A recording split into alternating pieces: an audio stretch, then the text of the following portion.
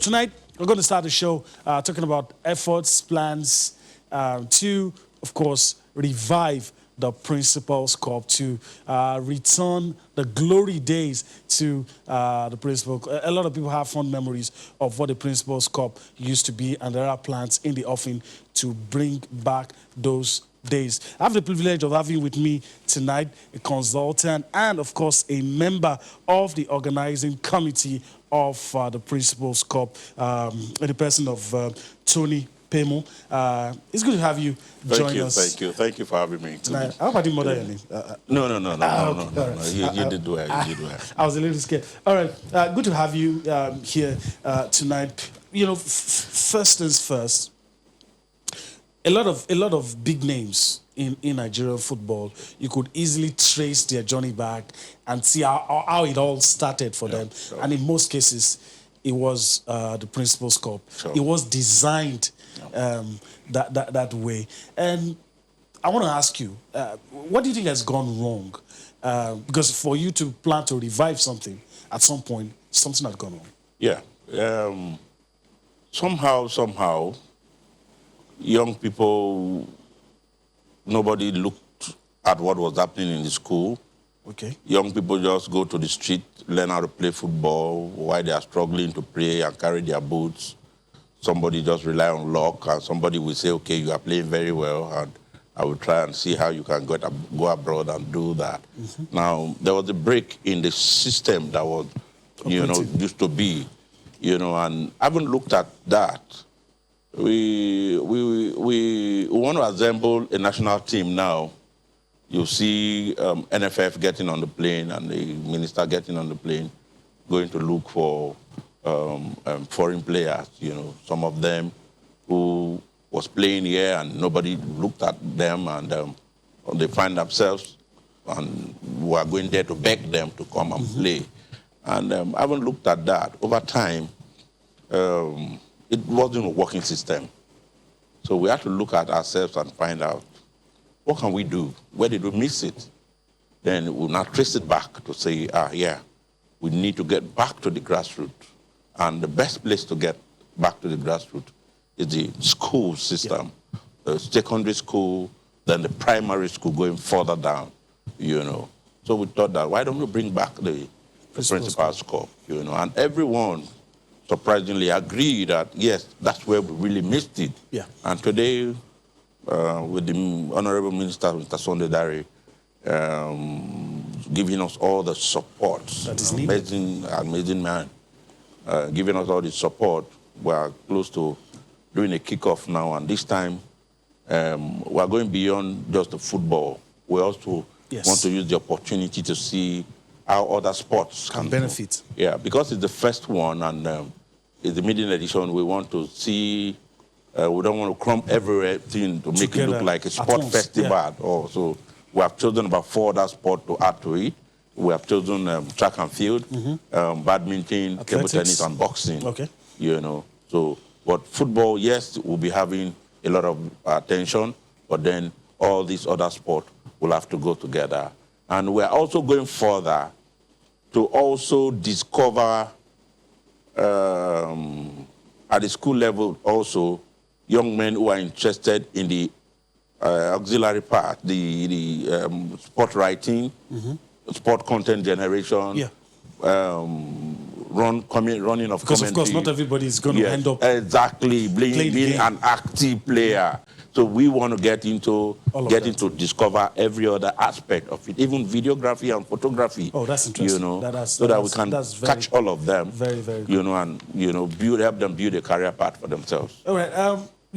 One of the challenges actually is, and you've touched up on it, not being able to combine education and sports. You look into the curriculum these days, there's probably no mention, sporting activities are at the barest minimum. You have some schools that you could spend 5-6 years there, there's nothing. Yeah.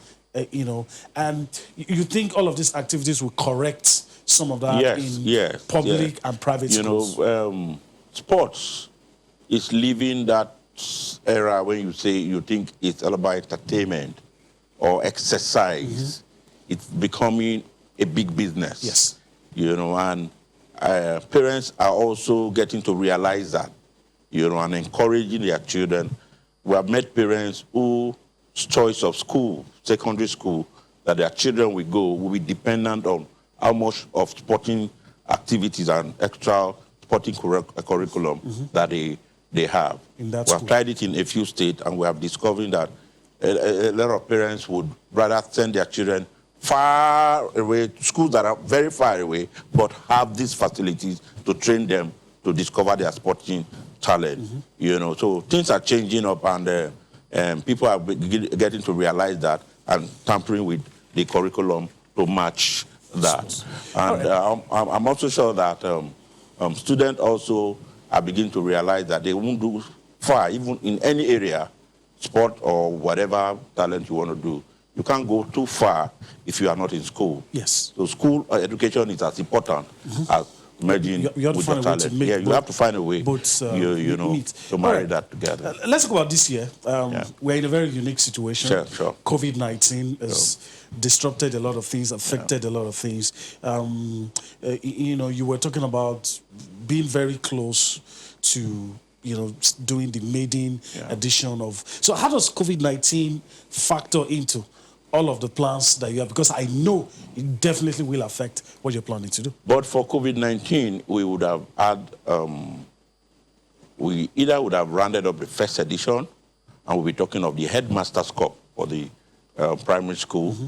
But right now, that's not the case. But what we have done is to convert all the time into further preparation and, getting to create a brand out of it. Yeah. Taking all the opportunities of the time that we have lost with COVID to make every of our plan better. Yeah. And trying to tidy Like a up, reset. trying to get a top notch in it.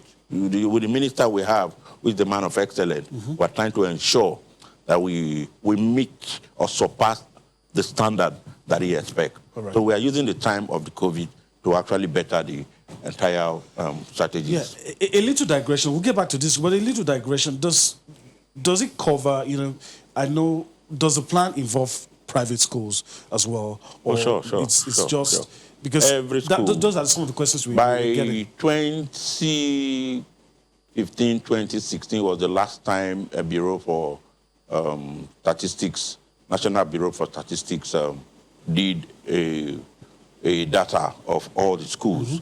As of 2016, we have a total number of 42,000 public and private secondary schools. And I'm sure between then and now, they have not updated the data. I'm sure we have much more than that. Probably. Our target is to reach across 100%. So if we are falling below that, we shouldn't fall below 90% of activity. So it is across board, private secondary schools, public secondary schools, everybody is registering. Gets the We've opportunity. opened our registration portal, and so far we even have more private schools registering. than public schools. All right. So how easy? A lot of kids probably listening to you now Sure. and saying, "Oh, I love this opportunity." I mean, my own generation, a lot of us were denied of the opportunity because some of these things were either fizzling out or probably not in existence. So you have people who could have excelled in education and sports who were denied the opportunity. So you have young kids listening to you now, happy that there's a revamp, there's, trying to rejig it. So how easy is it for any school that wants, for us it's not football, it's boxing, for us it's not this, it's this one that works. So how easy is it to come on board? We have created a registration portal, and it's as easy. We made it so easy because we believe that no school does WAEC exam or NECO exam manually anymore. Yeah. So we are not going to go manual at all. But we have made the registration of schools first a very simple arrangement. It's not a complicated arrangement. You just click on the portal, you just see, register the name of the schools and all that. And much later, we're going to be adding it up. You register the players and the officials, everybody register. It's so simple. It's as simple as anything. All right. With all of this, I want to assume that there'll be a lot of investment into facilities, a lot of investment into areas of logistics, because you're dealing with, very high numbers. So all of those things are also probably have been factored in as well. Yes. We also had gone a step further to enjoy a quality tournament. The first week of next month, we are going to be having a webinar where we have a foreign coach who's going to be training on the basic. First, train all the coaches and game masters of the school so that they, in turn, will know how to train their players. So we are going to be doing that first week of February, and it's going to be for 2 days or so. And much later, we are going to be sifting out those who are interested in coaching, because students also who are interested in coaching are going to be registered also. So we are going to sift them, separate them, and have their own time also to coach them. So once they are coached online, then as they have their players filing out to play, they will dress as a coach, like assistant coach, follow their coach, and practicalize what they have been taught. So also for those running commentary, so also for every aspect of it. Once you train them, then during the game proper, sort of training. Yes, during the game proper, they can begin to practicalize some of the things they have learned on the field, so they can get better. And we'll give those who want to learn about running commentary, we'll give them the opportunities at the game. Okay, why don't you run for 5 minutes? Let's see how good and how well you can. So at the end of the day, we are going to have quite a large number of people, of young beneficiaries people that will benefit from the Principal's Cup. All right, that's good to hear. But usually, everything starts from at the local level, state, before you get. So what level of support will the ministry provide, even at those very small levels? Okay. First, we are going to be having a kickoff in Lagos here, between Igbobi College, Lagos, and Government College, Kaduna.